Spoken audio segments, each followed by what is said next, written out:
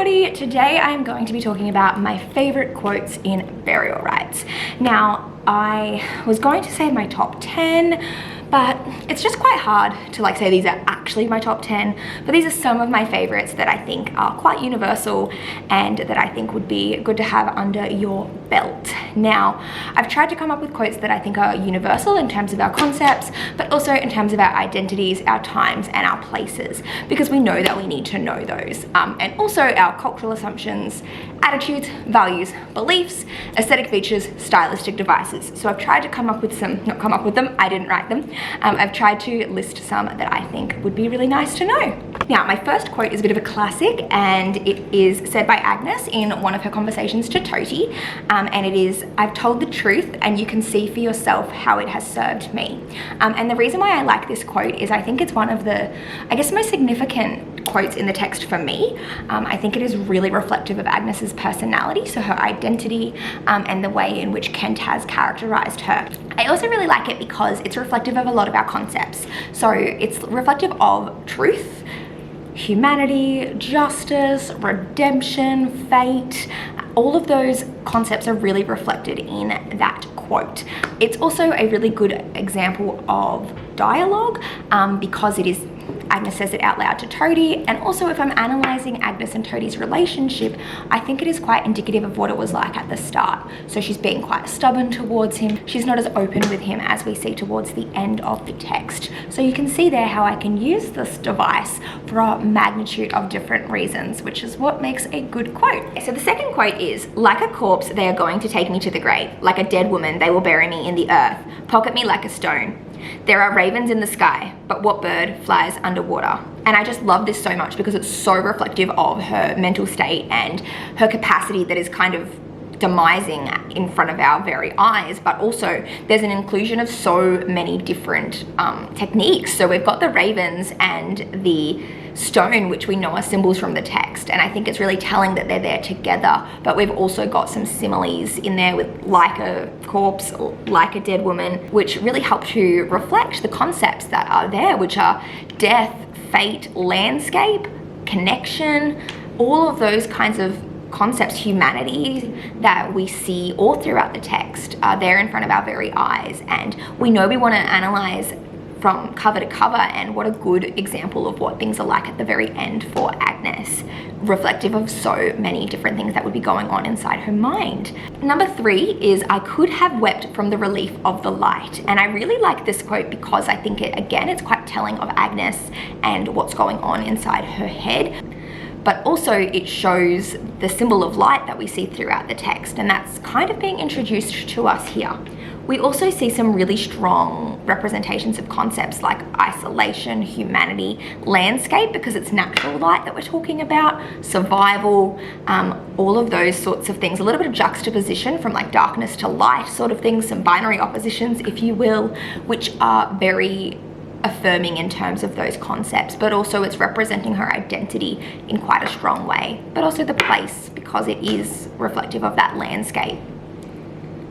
Number 3 is, "No doves come from raven's eggs," which is said by Margaret. So everything is said by Agnes unless I say otherwise. So this is a piece of dialogue that seeing that concept of family, but also a little bit of fate as well. So what I think is most strong about this quote is that it is such a good example of foreshadowing and such a good example of symbolism. And when I say good, I'm not evaluating Hannah Kent's writing. You know, I think she's brilliant, but rather I'm talking about the complexity and the amount of analyzing between Agnes and Margaret, because Margaret is using this to talk about Agnes. So she's talking about Agnes's mother and the fact that no doves come from raven's eggs. So she's calling Agnes's mum a raven, which we know is a symbol for death, and we know that doves are often a symbol for peace. So what she's saying here is that how could Agnes have ever been peaceful if her mum is who she is? So that concept of fate and that idea of like the cultural assumptions behind family and everything like that, very, very prevalent in this quote. And I think it's a nice and easy one to remember, in my opinion. The next one is "You are not a monster." So this again is said from Margaret, but this one is said to Agnes. So this is really affirming towards Agnes. It's telling her that Margaret doesn't think that she's so bad. And this might be one of the only times, one of the first times that Agnes hears somebody speak to her in a positive way. So very important quote. We're seeing concepts like humanity, we're seeing belonging, we're seeing identity, because the perception, so I guess the concept of perception is there too, but the perception of Agnes's identity is being represented here. Also, this is a good example of dialogue because she does say it out loud. Next one I really like, and that is "I was two dead men. I was burning. I was a burning farm. I was a knife, I was blood." So this is obviously an example of a metaphor because Agnes is likening herself to these things. So we're seeing here, it's reflective of humanity, it's reflective of identity, violence, death, all of that kind of stuff. If I'm looking at social, like the perspective of Agnes in terms of like her social standing, people's opinions or their perceptions of her, she's reflecting on that, and she's saying that these people only see me as these things. They don't see me as a human or a person anymore. So if I'm talking about her being stripped of her humanity or her identity, this is a quote that really is Agnes saying, "They see I've got a head on my shoulders and believe a thinking woman cannot be trusted." And if I'm going to talk about any kind of gender, if I'm looking at cultural assumptions in terms of gender, if I want to talk about like the patriarchal society that's existing, if I want to talk about control, power, authority, intelligence, anything like that, this is going to be a really good quote to use because it shows that Agnes knows that she's smart. So her own perception of herself, she knows that she's intelligent, and that's why people don't trust her, because of those cultural assumptions around intelligent women in 19th century Iceland. So number 8 is criminal. The word hangs in the air, heavy, unmoved.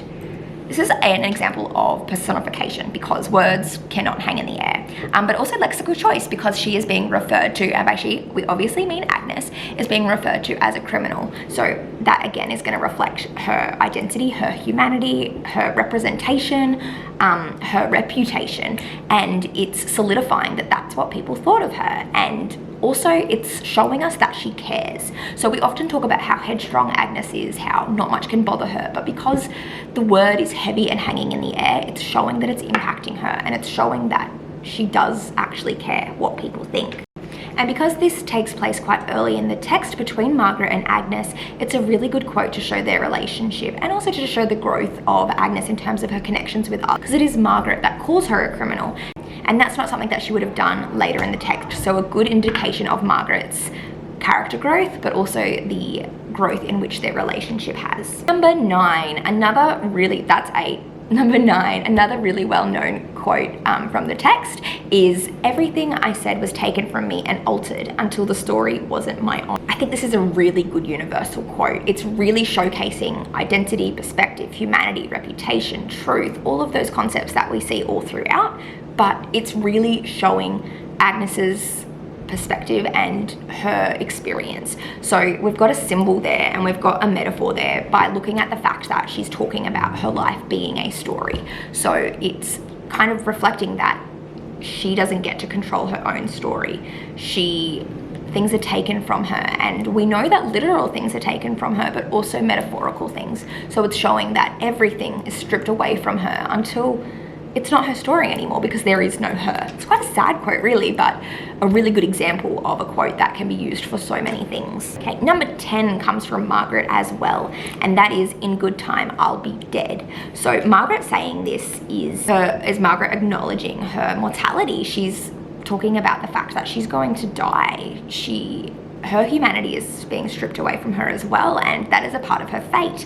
We know that there are so many parallels between Agnes and Margaret and the fact that they are two dying women, but what we see here is Margaret acknowledging that, which she doesn't do all of the time. So it's a good example of Margaret's identity. Now, obviously all of the quotes here are about Agnes or Margaret. So there are other characters in the text, and I would be more than happy to make more of these videos if you would like. So just let me know if this was helpful and I can make some more because I love talking about burial rites. Let me know what your favorite quote from the text is.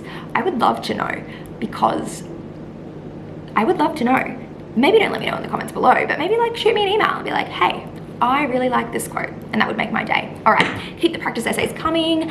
We are getting so close. You have absolutely got this, and I'm really excited for you to do amazingly. Have a brilliant day. Love you all very much. Bye.